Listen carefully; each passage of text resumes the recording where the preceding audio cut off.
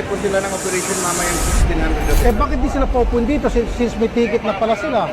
Nakita ko yung mga pasahero doon, pinagpapawisan, may mga bata, pinapaypayan. Meron na pala mga ticket yon. Bakit natin hindi ilagay dito na aircon? Doon, mainit. Po, sir, ganito po, mag-i-start pa lang po kami ng operation para po mapapasok po sila. Kailan? Alas 4 po ng hapon. Hindi nga, papasukin natin yung mga pasahero.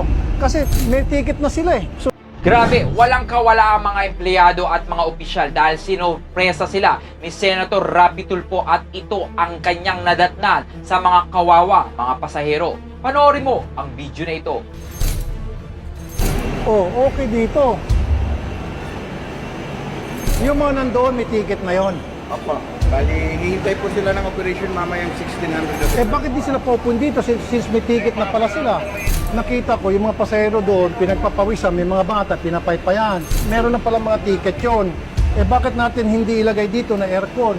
Doon, mainit. Po, sir, ganito po, mag-i-start pa lang po kami ng operation para po mapapasok po sila. Kailan? Alas 4 po ng hapon. Hindi nga, papasukin natin yung mga pasahero. Kasi may ticket na sila So since may ticket na sila, karapatan na nila na pumasok at ma-enjoy yung malamig na lugar. Yung mga pasahero doon sa isang bilin na napakainit, total ticketed na sila, ayaw pa silang papasukin doon sa departures. Ang gusto ko mangyari, from now on, dapat lahat ng mga pasahero may ticket na papasukin na dito sa aircon na building na komportable. Can we do that, sir? I will see na it's done today. It's done today. Very good. Ako po ay nagagalit kasi meron palang magandang accommodation doon na aircon. Ikaw kasama sa biyahe. Pero may ticket ka na. O di dapat doon ka na sa aircon. Kasi bayad ka na So ang ginagawa nila, tinitipid nila, dito kayo, mainit. Di ba? Tulad yan, yung bata Isa pang problema rito, walang opisina ang Coast Guard, walang opisina yung PPA, Philippine Ports Authority, doon sa malayong lugar, and then pag kailan mag-inspeksyon, bibiyahe pa rito 1 hour before ng biyahe, alis ng barko, saka pupunta yung Coast Guard. Dapat may Coast Guard na dito sa loob ng compound na ito, meron ng Philippine Ports Authority, meron ng taga-marina, in case na kailangan agad ng inspeksyon or they are needed, agad-agad, they can respond. Agad-agad, makatugon sila doon sa kakailangan na aksyon o gawin para doon sa kung ano man problema. Walang tissue dito. Opo. Lagyan po natin ng tissue. Palagyan po natin yan. Opo. Ito sir, ito yung papalagyan natin sir. Hindi po, dapat sa loob.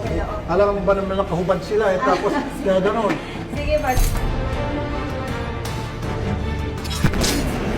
Maganda.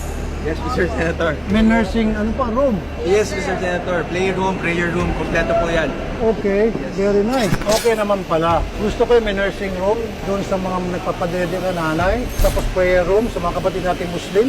May clinic po tayo dito. Nasa kabilang office po. Gusto ko po, ilipat niyo po dito sa loob ng compound. Kasi nga sir, hindi natin alam yung magkakaproblema, di ba? Nagkaroon ng stroke, nabulunan yung bata, natulas, kailangan madala agad.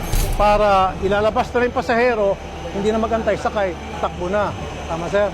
And then, meron pong clinic, nandito, kung halimbawa, hindi naman grabe, matitreat agad, gagamot. Pwede sir, sa susunod pagbalik namin. Sasabihin po sa management po. Yung message niyo po. Na-expect na ho ba ng Coast Guard yan? Di pa ata Sabi niya, na-expect pero I doubt it. Dapat po, na-inspect Hindi na po pa raw. kasi po policy. Tingnan ko nga. Ilan ang Okay. capacity nito na pasahero po? Papuntang Cebu po ito. Cebu, sir. 631 adults, 3615. Paano bilangin to? Ang dami.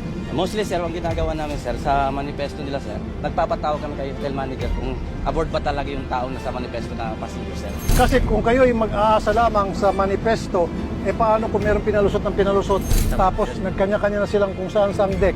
So dapat merong counter Sa ngayon sir, wala pa sa ngayon. para kung tutugma rito yung bilang ninyo doon sa nakalagay sa manifesto.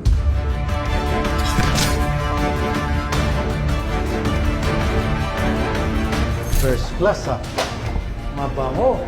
Okay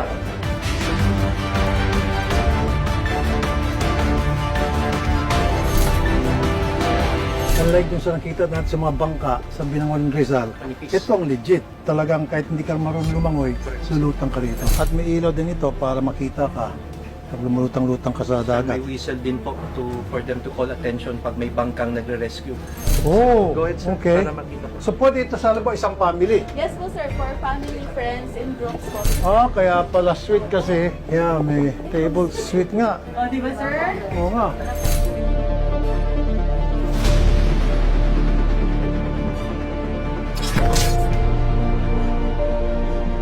Maganda, wala akong masabi. Thank you sir. Thank you Maganda very tong much. pasilidad. Perfect. Malinis. Isang pagpapatunay na hindi lang sa salita, maging sa gawa ang ginagawa ni Senator Rapi Tulfo para sa ating mga kababayan upang masolusyonan ang ating mga problema. Kaya naman, i-share mo na ang video nito. Ikaw bilang isang Pilipino na isa ring bumoto kay Senator Rapi Tulfo, ano ang masasabi mo sa tapang at pagmamalasakit na ipinapakita ni Senator Rapi Tulfo para sa ating mga Pilipino? Well, i-comment mo na ang iyong reaksyon sa video sa baba.